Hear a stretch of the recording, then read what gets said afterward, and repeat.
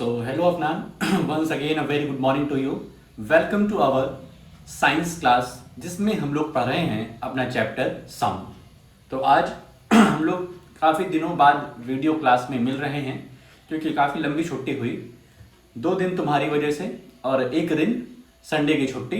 तो आज 3 दिन बाद हम लोग वापस मिल रहे हैं। तो आई होप फ्रेश होके पूरी तरीके से कंसंट्रेट होकर के पढ़ाई करोगे, ठीक है, जिससे आज की चीज़ें आज ही समझ लो, आज का होमवर्क आज ही के दिन कंप्लीट कर लो, ठीक है। तो चलते हैं और देखते हैं कि आज हमें कौन कौन से टॉपिक कवर करने हैं, ठीक है।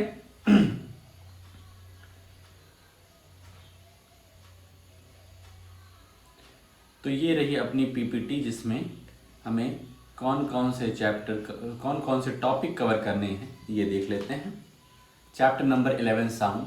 अभी तक हम लोगों ने प्रोपगेशन ऑफ साउंड कंप्लीट कर लिया है, सॉरी प्रोडक्शन ऑफ साउंड और प्रोपगेशन ऑफ साउंड में 2 टॉपिक कवर कर लिए हैं। आज का मेन फोकस रहेगा speed of sound in different media, ये टॉपिक कवर करेंगे, प्लस रिफ्लेक्शन ऑफ साउंड, ये कंप्लीट टॉपिक। छोटे छोटे टॉपिक हैं, दिखने में 3 लग रहे हैं लेकिन बहुत ही छोटे छोटे ये टॉपिक हैं। तो इन 3 को कवर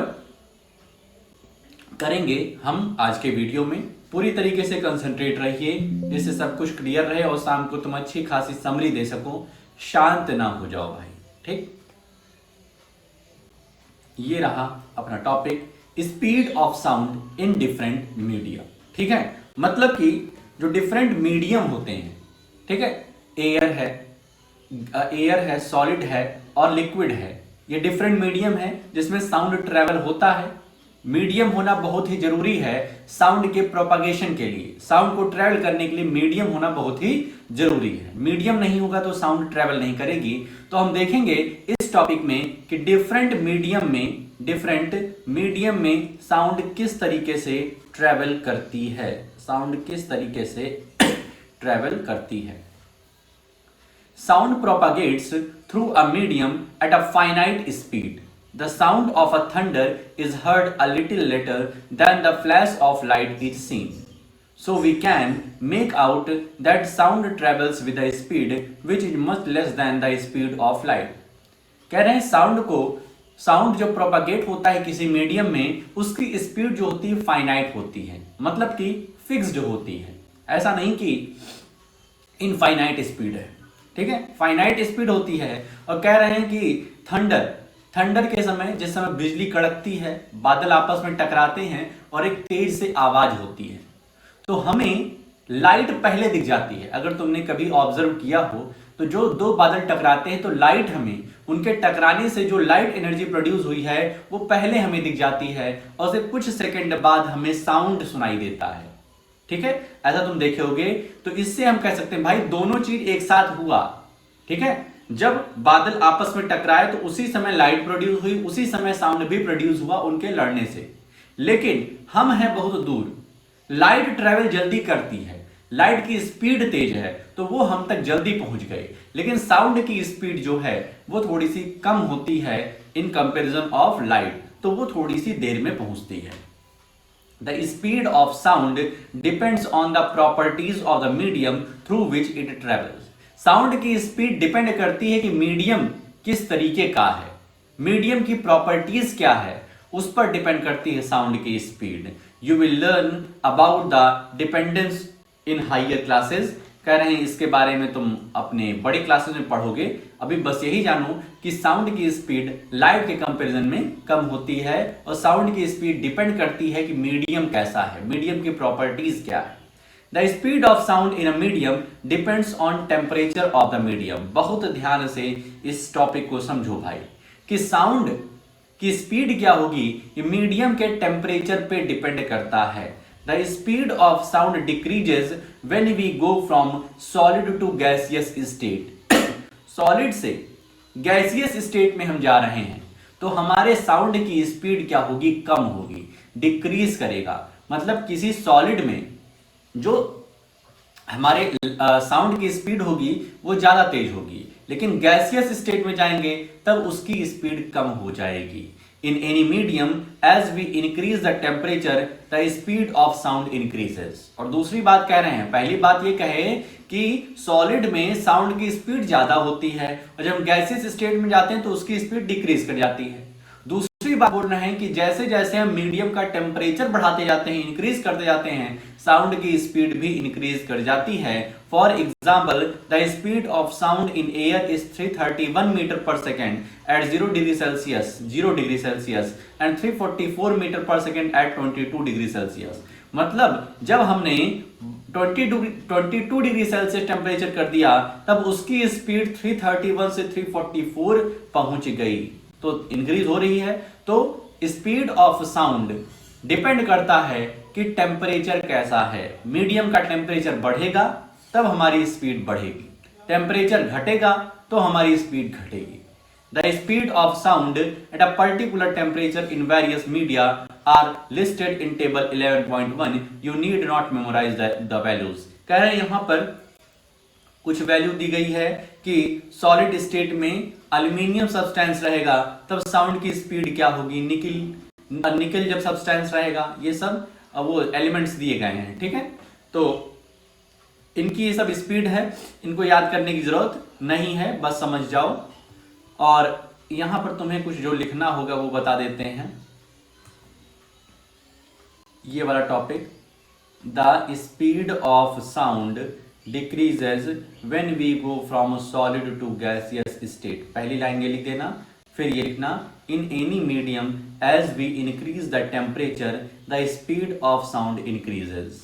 ठीक है, इतनी चीज लिख देना जिससे ये चीज तुम्हें याद भी रहे कि जब हम सॉलिड से गैसियस स्टेट में जाते हैं तो साउंड की स्पीड डिक्रीज होती है और जैसे जैसे हम मीडियम का टेम्परेचर बढ़ाते जाते हैं, मीडियम का टेम्परेचर बढ़ाते हैं तब साउंड की स्पीड इंक्रीज करती है। ठीक है, अब इसके बाद आ जाते हैं ऊपर की तरफ। यहाँ क्वेश्चन दिया हुआ है तो इसको खुद से करना, इंटरेस्ट क्वेश्चन है। Reflection of sound. अब अपने तीसरे टॉपिक, जो तीसरा हमारा मेन टॉपिक है, रिफ्लेक्शन ऑफ साउंड, और इसके 3 हमारे सब टॉपिक हैं तो उसको देखते हैं। लाइट का रिफ्लेक्शन जानते हो, बिल्कुल उसी तरीके से हमारा क्या होता है, साउंड का भी रिफ्लेक्शन होता है। Sound bounces off a solid और liquid like a rubber ball bounces off a wall. कह रहे हैं साउंड किसी सॉलिड या लिक्विड सब्सटेंस पे उसी तरीके से रिफ्लेक्ट करता है जिस तरीके से एक दीवार पर तुम रबर की बॉल फेंको तो वो रिफ्लेक्ट होती है। ठीक है, कभी रबर की बॉल दीवार पे फेंके ही होगी अपनी जिंदगी में, तो उसी तरीके से साउंड भी रिफ्लेक्ट करता है।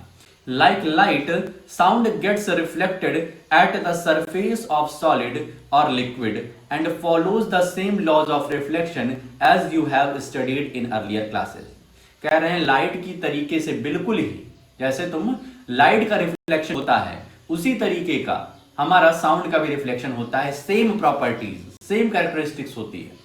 The direction in which the sound is incident and is reflected make equal angles with the normal to the reflecting surface at the point of incidence and the 3 are in the same plane। यहाँ कहने का क्या मतलब है कि मान लीजिए ये हमारा एक ऑब्स्टेकल है, ये एक हमारा ऑब्जेक्ट है जो कि साउंड को रोकता है। अब हमारे क्या कहीं इधर से साउंड क्या हो रही है, साउंड इंसिडेंट हो रही है। साउंड क्या हो रही है, इंसिडेंट हो रही है। मतलब साउंड यहां से, मान लीजिए यहाँ स्पीकर है और स्पीकर से साउंड चली और जा करके यहां पर स्ट्राइक करी, उसके बाद यहां पर ये एक नॉर्मल बन जाएगा। ये क्या है, नॉर्मल लाइन है। जितना एंगल इंसिडेंट रे नॉर्मल से बनाएगी उतना ही यहां से जब स्ट्राइक करके फिर इस तरीके से रिफ्लेक्ट हो जाएगी और यहां पर रिसीवर रहेगा जो कि उसको सुनेगा। ठीक है, तो उतना ही एंगल ये वाला रहेगा। जो एंगल इंसिडेंस एंगल है, जो एंगल इंसिडेंट का है वही एंगल रिफ्लेक्टेड रे का भी रहेगा। ठीक है, तो साउंड यहां से चल रही है, स्पीकर से एक ऑब्स्टेकल पे जाकर के ऑब्जेक्ट पे जाकर स्ट्राइक करती है और फिर सेम एंगल से वो रिसीवर तक पहुंचती है। और ये तीनों रे जो हमारी इंसिडेंट रे है, नॉर्मल रे है और रिफ्लेक्टेड रे है, ये एक ही प्लेन पर लाई करेंगे। यही थी हमारी लाइट में जब लाइट का रिफ्लेक्शन होता था उसकी प्रॉपर्टीज, और यही हमारे साउंड के रिफ्लेक्शन की प्रॉपर्टीज है। पहली प्रॉपर्टीज क्या है कि जो इंसिडेंट रे नॉर्मल से एंगल बनाएगा वही एंगल रिफ्लेक्टेड रे नॉर्मल से बनाएगा। दूसरी प्रॉपर्टीज ये है कि इंसिडेंट रे, नॉर्मल रे और रिफ्लेक्टेड रे ये एक ही प्लेन पर लाई करेंगे। ठीक है, बात समझ में आ गई। An obstacle of large size which may be polished or rough is needed for the reflection of sound wave। Sound wave के रिफ्लेक्शन के लिए उस इंसिडेंट रे को रोकने के लिए एक हमको ऑब्जेक्ट की जरूरत होगी जो कि पॉलिश्ड भी हो सकता है और रफ भी हो सकता है। कोई विशेष ऑब्जेक्ट की जरूरत नहीं है, कोई भी हमारे पास ऑब्जेक्ट रहे, बस वो रोकने का काम कर ले, ऑब्स्टिकल रहे तो हमारा काम बन जाएगा, हमारे साउंड का रिफ्लेक्शन हो जाएगा। ये एक्टिविटी पढ़ना और खुद से समझना और शाम को हमें बताना। ठीक है, अब आगे चलते हैं अपना टॉपिक, जो मेन टॉपिक जो हमारा था रिफ्लेक्शन ऑफ साउंड। इसका जो पहला सब टॉपिक है इको। इको का हिंदी मतलब होता है गूंज। ठीक है, कभी कभी क्या होता है जब हम बोलते हैं तो हमें अपनी ही आवाज सुनाई देती है। ठीक है, अपनी ही आवाज किसी एक ऐसे रूम में जो कि बिल्कुल पूरी तरीके से खाली है, जब उसमें क्लैप करते हैं तो क्लैप की आवाज कुछ देर तक उस कमरे में गूंजती रहती है। इसी को कहते हैं इको। क्या कहते हैं? Eco. If we shout or clap near a suitable reflecting object such as a tall building or a mountain, we will hear the same sound again a little later. कह रहे हैं तुम किसी बड़ी बिल्डिंग के सामने या फिर माउंटेन पर हो, ठीक है, और वहां से चिल्लाते हो। ठीक है, बहुत लोग चिल्लाते हैं माउंटेन पर जाकर के, वो अपनी ही आवाज सुनने के लिए बहुत ही आतुर होते हैं, बेताब होते हैं।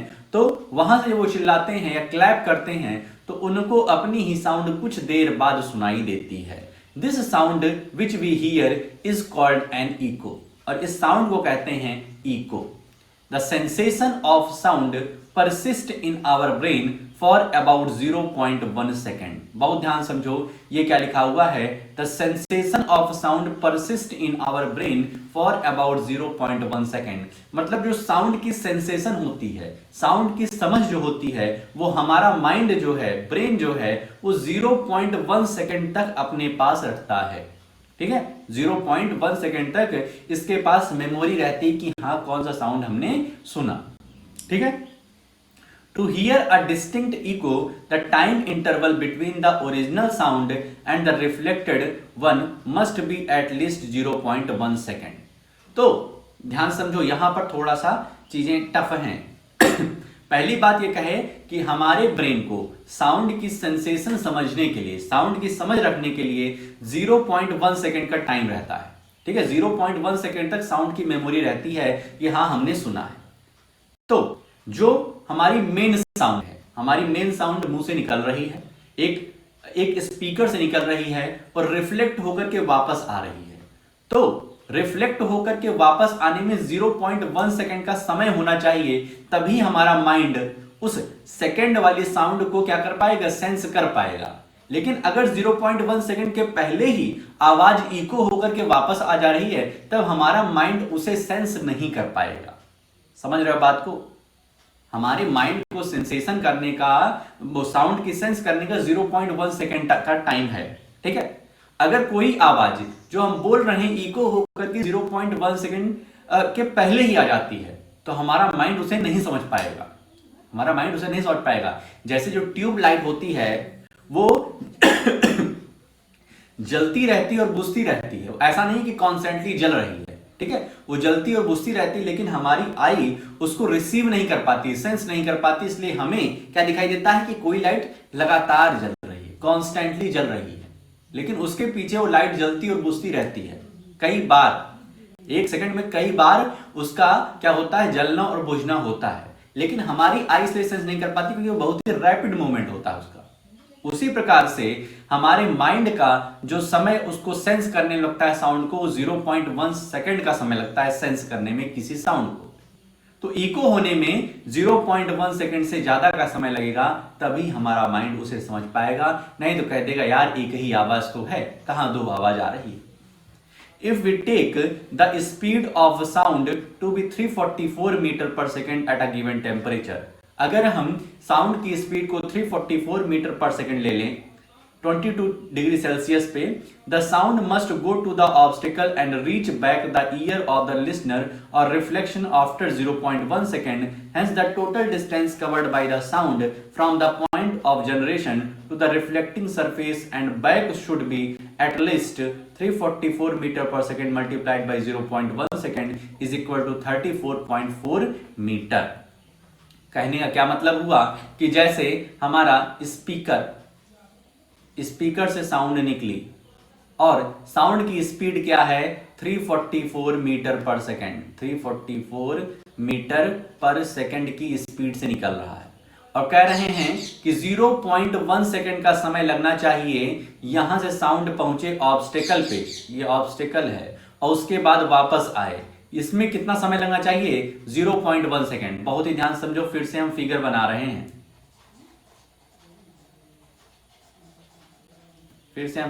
बहुत ध्यान से समझो इस बात को कि ये हमारा स्पीकर है, स्पीकर से आवाज निकल रही है और यहां पर ऑब्स्टेकल है,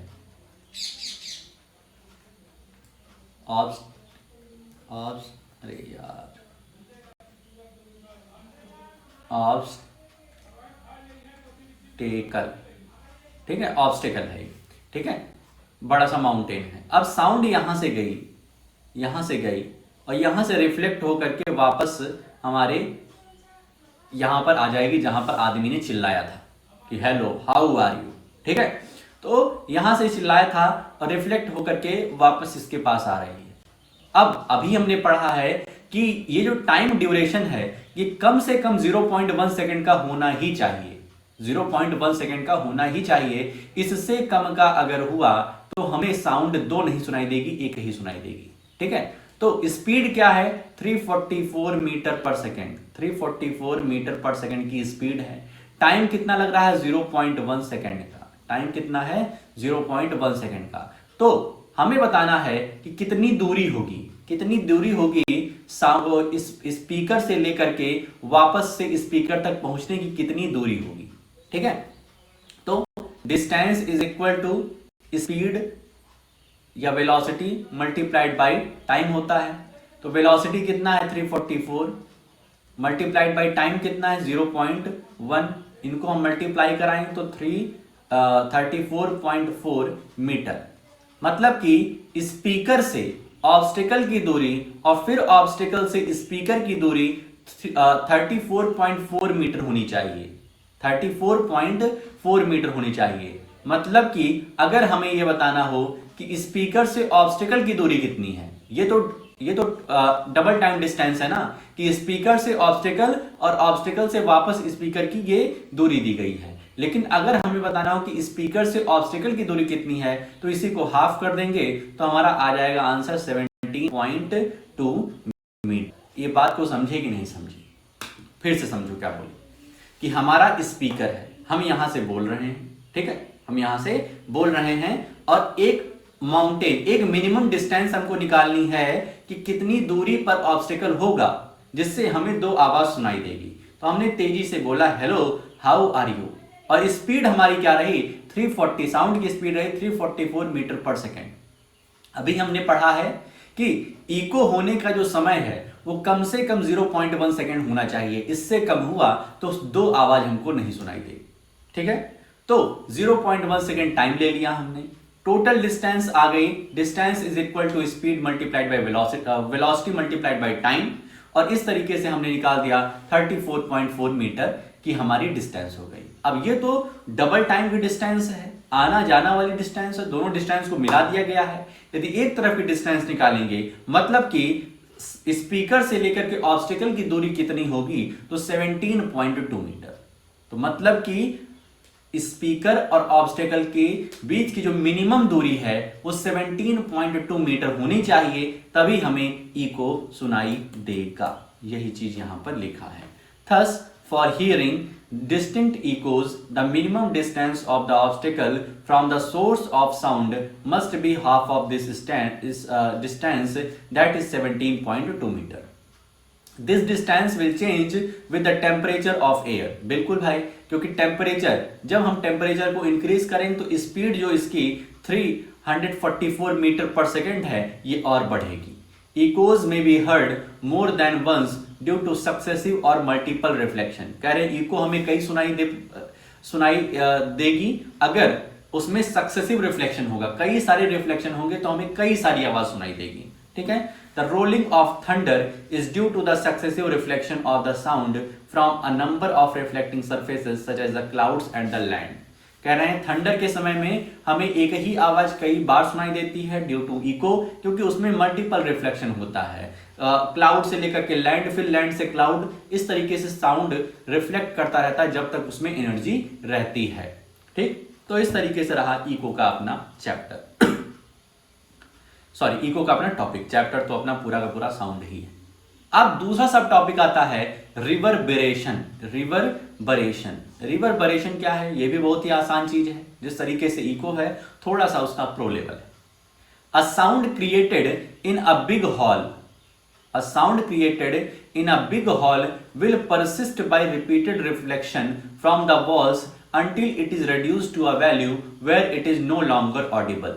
कह रहे हैं किसी बड़े हॉल में, अगर कभी थिएटर गए हो, वहां पे कोई मूवी देखी हो, तो उसमें साउंड क्या होती है, कई बार हमें सुनाई देती है। अगर वो सस्ता वाला थिएटर रहता है तब, यदि महंगा वाला है, अच्छा वाला है, तब वहां तो साउंड को ऑब्जर्व करने के लिए साउंड को एब्जॉर्ब करने के लिए मटेरियल लगे होते हैं। ठीक है, जो साउंड को एब्जॉर्ब कर लेते हैं, जिससे हमें साउंड क्लियरली सुनाई देता है।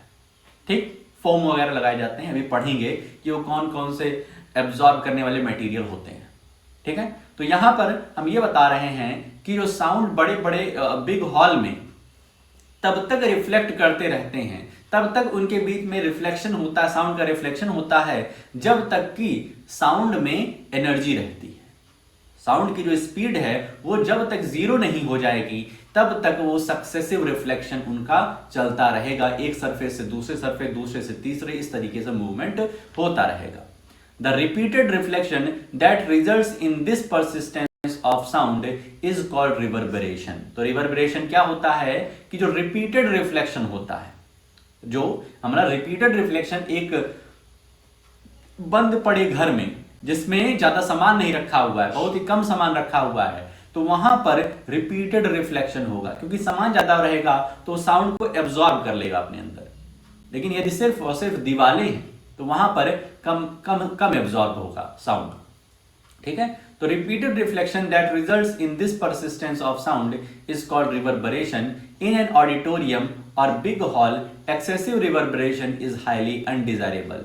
कह रहे हैं जो बड़े बड़े हॉल होते हैं या ऑडिटोरियम होता है, उसमें जब ये रिवर्बरेशन होता है, जब ये साउंड का इतना ज्यादा रिफ्लेक्शन होता है, ठीक है, साउंड का इतना ज्यादा रिफ्लेक्शन होगा तो वो अनडिजायरेबल है, वो हम चाहते नहीं है, क्योंकि उसमें फिर हमें आवाज को पहचानने में बड़ी दिक्कत होती है। एक ही आवाज 4 बार सुनाई देती है, hello hello hello hello hello, तो वो बहुत ही अच्छा नहीं लगता है, बहुत ही अनप्लीजेंट होता है। To reduce reverberation the roof and walls of the auditorium are generally covered with sound absorbent material like compressed fiber board, rough plaster और draperies। तो इस चीज से निजात पाने के लिए, रिवर्बरेशन से निजात पाने के लिए हम क्या करते हैं, जो हमारी रूफ है या फिर वॉल्स है उनको साउंड एब्जॉर्बेंट मटेरियल से हम कवर्ड कर देते हैं। और यहाँ पर कुछ साउंड एब्जॉर्बेंट मटेरियल दिए, इनको याद रखना भाई, compressed fibre board, rough plaster और ड्रैपरीज। तो इनसे हम क्या करते हैं, साउंड को एब्जॉर्ब करवा देते हैं, जिससे साउंड ज्यादा रिवर्बरेट ना हो, ज्यादा उसकी इको ना बने। The seat material are also selected on the basis of their sound absorbing properties. तो हम क्या करते हैं, जो बड़े बड़े थिएटर होते हैं, मूवी हॉल होते हैं, उसमें जो सीट्स होती हैं वो भी इस प्रकार से बनाई जाती हैं, उसको स्ट्रक्चर किया जाता है जिससे वो साउंड को ज्यादा ज्यादा एब्जॉर्ब कर ले, ज्यादा रिफ्लेक्शन ना हो साउंड का, वरना दिक्कत बनेगी। अब हमारे पास एक क्वेश्चन आ रहा है, क्वेश्चन को हम लोग अपने पीपीटी में सॉल्व करते हैं।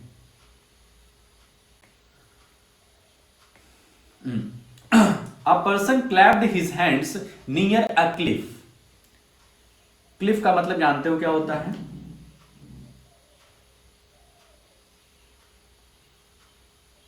क्लिफ का मतलब होता है एक पहाड़ की ऊंची चोटी, ठीक है।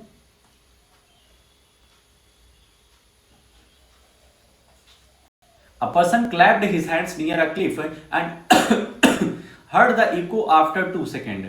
टाइम कितना लगा रहे हैं? 2 सेकेंड का।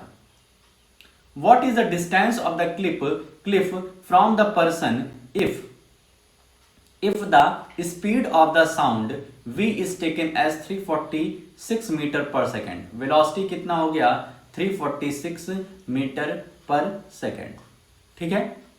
मतलब कि एक पर्सन है जो कि पहाड़ की चोटी से थोड़ा दूर, मतलब उसके पास है, पहाड़ की चोटी के पास है और वहां से क्लैप कर रहा है, और क्लैप करने का जो इको है वो 2 सेकेंड बाद उसको सुनाई दे रहा है, ठीक है। तो हमें बताना है कि पर्सन से उस क्लिफ की दूरी कितनी है, ठीक है। तो वही अपना formula, distance is equal to velocity upon time, sorry velocity multiplied by time.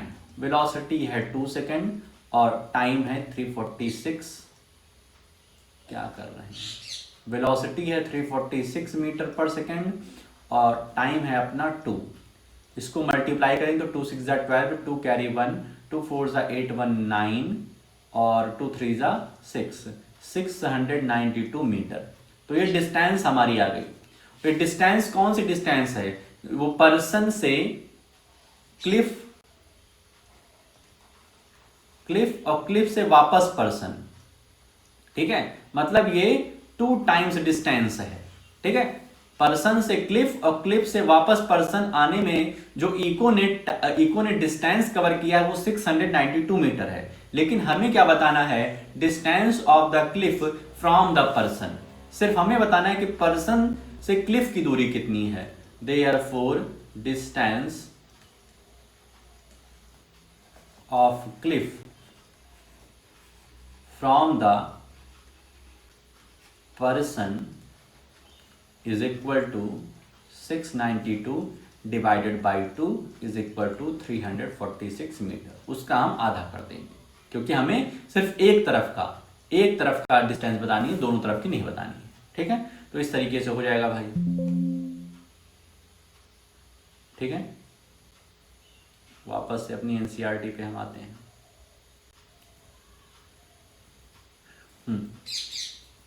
ठीक है, तो इस तरीके से हो जाएगा। उसके बाद तुम्हें यहाँ पे एक इंटेस्ट क्वेश्चन दिया है, इसको करना है। फिर आज के अपने लास्ट टॉपिक पे आते हैं, uses of multiple reflection of sound. ये जो हमारा मल्टीपल रिफ्लेक्शन साउंड का होता है, क्या इसका कुछ यूज है? भाई इसको हम मल्टीपल रिफ्लेक्शन को कम करने के लिए हम बहुत सारे साउंड एब्जॉर्बेंट मटेरियल लगाते हैं। अभी हम लोगों ने पढ़ा है, ड्रैपरीज लगा रहे हैं, प्लास्टर लगा रहे हैं, रफ प्लास्टर लगा रहे हैं, फाइबर बोर्ड लगा रहे हैं। तो क्या क्या इसका कुछ यूज है?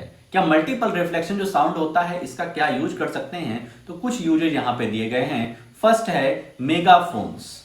मेगाफोन्स are loud hailers, horns, musical instruments such as trumpets and shehnais are all designed to send sound in a particular direction without spreading it in all direction as shown in figure 11.10।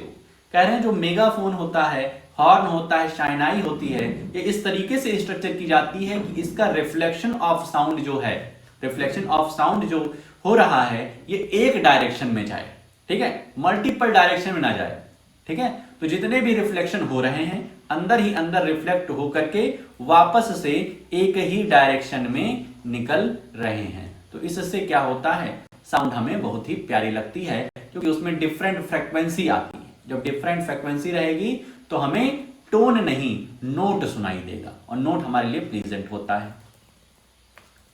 In these instruments, a tube followed by a conical opening reflects sound successively to guide most of the sound bits from the sound in the forward direction towards the audience। कह रहे हैं कि इसका जो structure होता है इसमें conical opening होती है।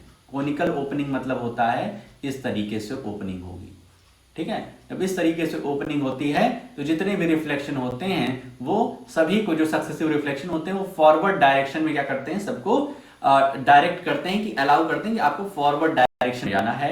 तो साउंड वेव इस तरीके से इसमें ट्रेवल करके ऑडियंस को बहुत ही प्लेजेंट लगती है।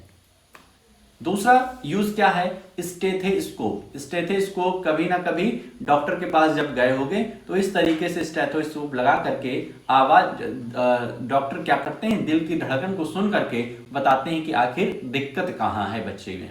तो stethoscope is a medical instrument used for listening to sound produced within the body, mainly in the heart और lungs. In a stethoscope, the sound of the patient's heartbeat reaches the doctor's ear by multiple reflection of sound as shown in figure 11.1।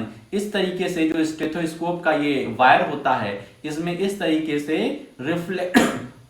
Reflect होते हैं sound की हमारी wave जो है। तो sound की wave reflect होकर के हमारे डॉक्टर के ईयर में पहुंचती है, मल्टीपल रिफ्लेक्शन जो हो रहा है, ठीक है।